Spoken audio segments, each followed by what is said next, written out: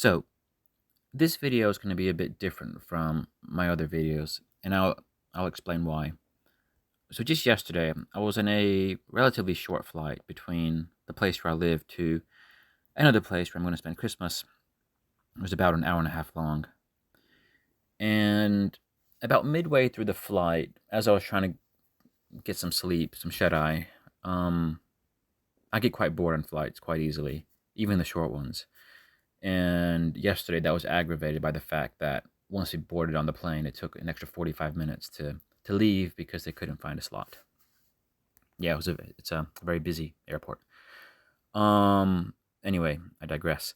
Um, I was about to, I was almost in a kind of sleeping zone, and then this thought came through my mind, and this imagery, and basically, this video is trying to put that imagery into words. It's when you have like this mental download that who knows where it comes from, and it's kind of like this, you have this vivid thought of something, and then you try to describe it. So this is basically going to try to describe what I had in those few moments. But it can be hard, because if you ever woke up after a dream, and then sometimes you try to hold on to the dream, and it's almost like the dream and the memory dissipates and evaporates more quickly than you can try to register the memory. So it's kind of like one of those things. It was really weird. But then I started making some notes, and I'm thinking, you know what, I don't want to forget this because I think it might be quite interesting. But so this is about, when you move on from the narcissist, whether it's after a discard or you've realized that you're dealing with somebody toxic, it can be a really great feeling. If you look past the trauma bond and look past your dependencies, it's pure bliss. And the pure bliss can sometimes be overshadowed by those things. But it's only a matter of time before you start to feel that great feeling of freedom. Because you're finally in control of yourself again. But narcissists don't like when you remove their access from you.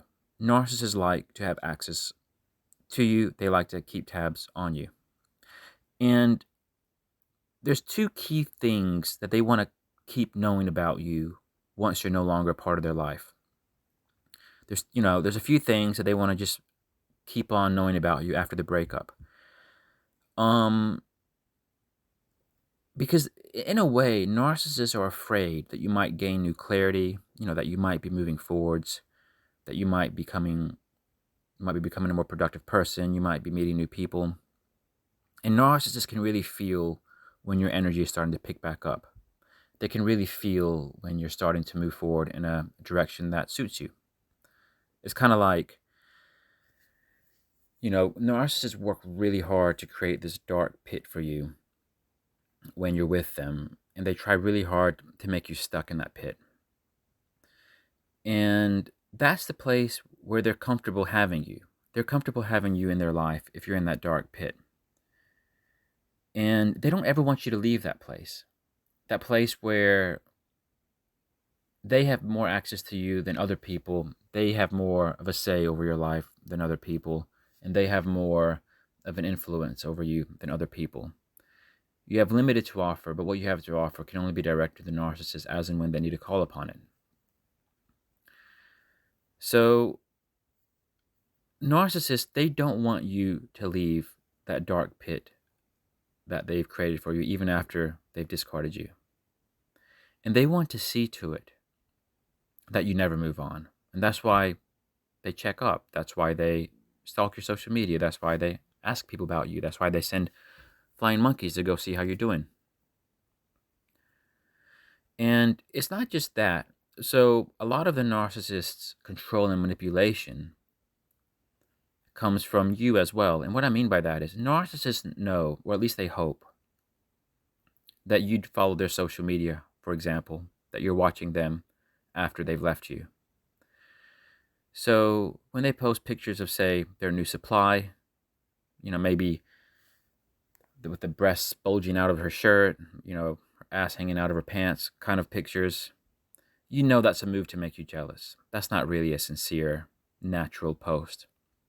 Or when they post pictures of how happy they are traveling and visiting all kinds of social settings, having a good time, living the dream, it's bullshit. Here's the thing. Narcissists, they know how fragile you are in the early days of your recovery. And because of that fragility, they know that it doesn't take much to keep you there if you're strengthening yourself. And that's why they might hoover, they might coincidentally bump into you just to exploit that opportunity to pull at your heartstrings. And they know which heartstrings of yours to pull at. And they do that in the hope it'll push you back into that dark pit that I was describing. So narcissists have their ways to put you back into that dark pit where even though you're not with them, in a way, they still control you. Or at least they feel that way. But here's the thing, people. You must recognize that no good can come from being in the presence of or entertaining in any way, no matter how physically close or far they may be, the narcissist and their attempts at working their way back into your life. You can, and this is a point that you should really register. And I think this is a point where so many people go wrong when they break up with narcissists. So do pay attention to this statement. You can never move on or heal from the narcissist sufficiently such that you can actually entertain them at a later date and not fall into their manipulations. You will never heal or move on from them sufficiently that you can entertain them and not fall into their manipulations. That's just not a consistent argument. And when you tell yourself you can, that's where you fall prey again. But if you actually do heal and move on, let's say you actually purely did heal and move on, you would never have any interest in ever seeing them again or entertaining them again. So that sounds kind of a bit counterintuitive, but I will let you just think on that some, and maybe you'll make sense of it.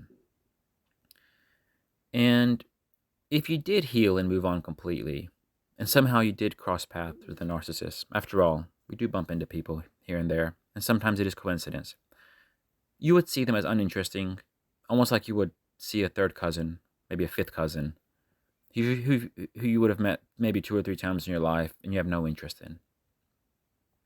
You know, the kind of person where you're kind of indifferent towards them, you feel there's some connection but nothing real, and any thought of romantic or sexual bond just repulses you.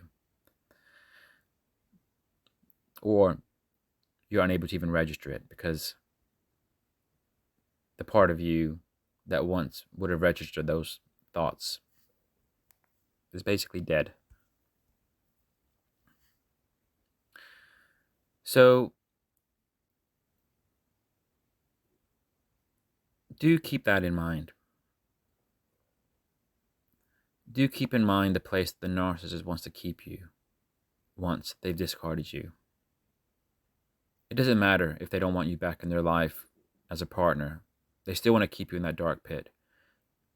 And don't delude yourself into thinking that, oh, you've healed sufficiently, now you can entertain them. You can be friends. You can maybe have a fling. Everything with them is pure manipulation. And if you've made it this far in this video, if you've made it to the end, I just wanted to say one more thing. Thanks for taking the time out of your busy lives to hear what I have to say. And I genuinely hope this video resonated with you and that you were able to take something from it. As always, folks, thanks for watching and have a Merry Christmas. And if you've watched this video this far, I'd be grateful if you could type Merry Christmas in the comments. Thank you. Bye.